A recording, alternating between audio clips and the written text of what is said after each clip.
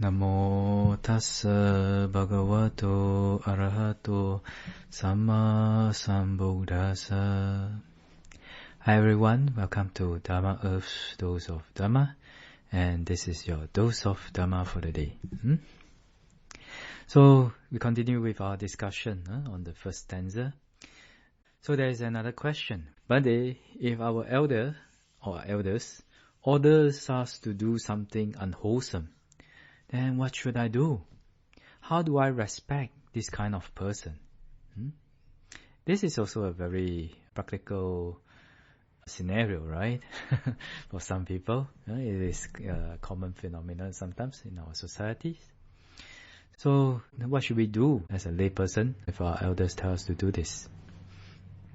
Well, actually, there's no one approach to this problem, because it actually depends on many factors. It also depends on the character of the person, and also the age of the person. For example, if the person who was ordered to is young, maybe he's in his teenage years, maybe he's a growing adult, maybe 19 years old, 20 years old, they may not be able to survive if they go out, right? And also, they may not still have the skills to be independent. And they may not have the skills to survive outside, alone, right?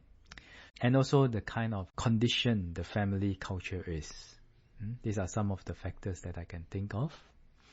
So, for example, if it is a 17-year-old, if the elder tell them to do something unwholesome, but if this 17-year-old, he understands the Buddha's teaching, then he read about wholesomeness and unwholesomeness, he know that it is an unwholesome thing to do, to follow the instructions that the elder is giving to him, right? So what can he do? So in this case, since he is still dependent on the parent, then first he can try to express in a soft way, in a polite way, his discomfort of doing that instruction or doing that thing. And if the elder gets angry and if he beats him up or give him a taste of the rod, then okay, then if it is in this case, then he have no choice, especially if his character is soft character, then most probably he will have to do it. He will have to do it. But if his character is hard, then maybe he may run away from home, no? This is another way. But if you do like this, then he will have to pay the price. What is the price? The price is that there may not be a good relationship between him and the elder the next time. And he may also have to pay the price of trying to survive alone outside like that. Like that. But if it is a grown-up and they are able to be independent, then what should they do? And for this, maybe they can express politely to their elders their discomfort of doing that unwholesome thing, and try to find solutions, find alternatives. Is there any other way to achieve what the elder wants? Maybe it's money, maybe it's getting some things done, maybe it is for the elders' reputation, So we can try to find alternatives. But if the elder is stubborn and he just wanted his way is either the way or the highway, then if the grown-up is independent enough, then maybe he can just opt out of it, because now he is independent from his elders. So actually he has the right to choose, and he has enough capital to have the right to choose not to do it already, right? So just have to stay away. But when staying away doesn't mean that you have to hate the elder, doesn't mean that you have to be angry with the elder. It can be very harmonious. So it's just that I don't believe and I don't really want to do what he wants me to do because it is unwholesome. And just don't do it, and I don't want to do it, so I just go away. But you can still show some concern for him. If you want to maintain the relationship, sometimes can send some messages to him, send some good things to him, buy some gifts for them to maintain that relationship. Why is it important to maintain that relationship? Because as we have mentioned earlier, sometimes a fool today may change to be doing something wise or thinking about something wise tomorrow, right? And somebody wise can make a foolish mistake tomorrow. Isn't that so?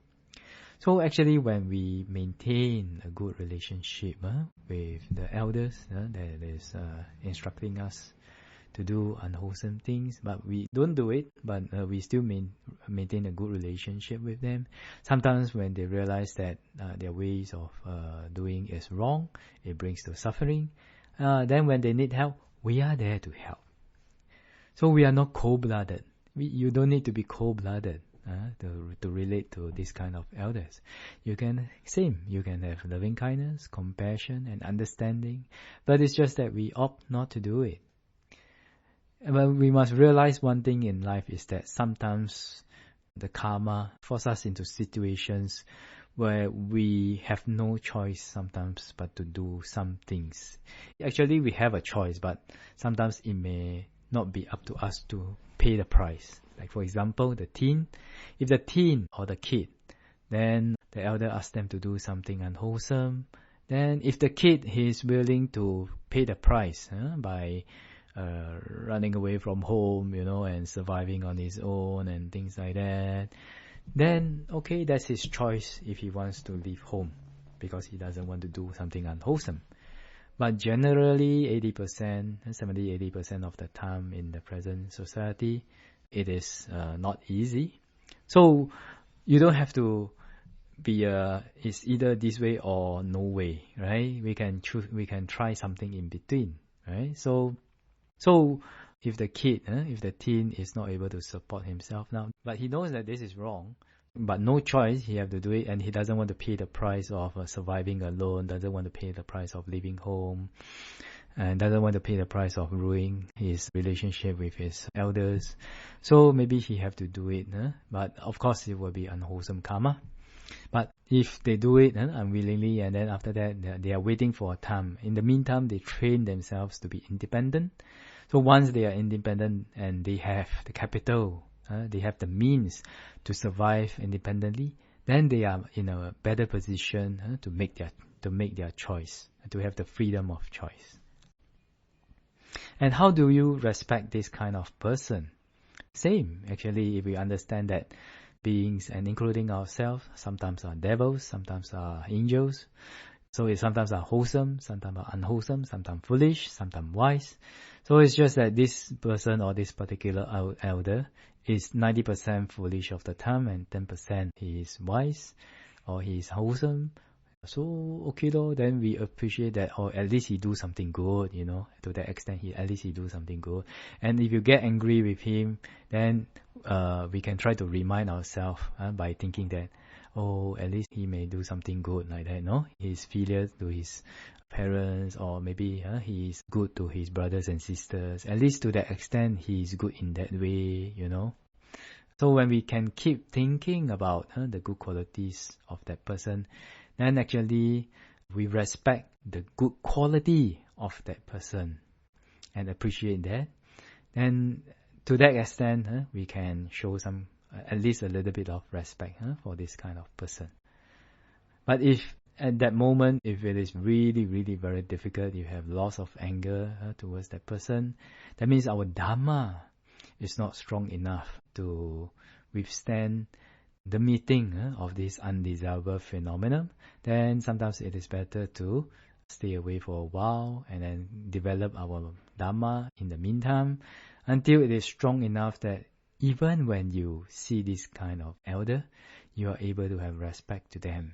You are able to have love and compassion to them.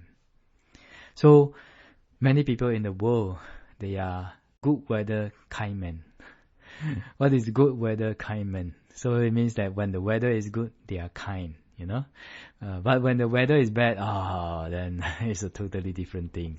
They become very shrewd and very cunning, and they do all the evil things, and they get into all kinds of negative emotions. Isn't that so? So that's half a good man. Half a good man. But in order to be really, really a kind person, a good person, a loving person, then we have to be kind, no matter whether it's good weather or whether it is bad weather.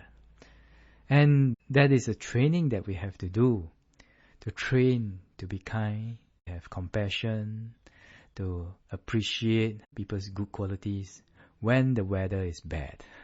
So when undesirable phenomena are happening. So if our elder asks us to do something unwholesome, these are some ways that how we can relate to them, how we can navigate around in that situation. Then of course there may be some other ways. I'm just quoting a few. So hopefully these few examples and these few principles will be helpful to you guys, and hopefully be able to help you guys out of any situation that you may face in this similar case. So with this, may all of you be able to develop the blessings, and may the Triple Gem bless all of us to be able to purify our mind with the Dhamma, and to be able to attain path, fruition and Nibbana as soon as possible. And may all of you be well, peaceful and happy. And until the next time. Sadhu, sadhu, sadhu.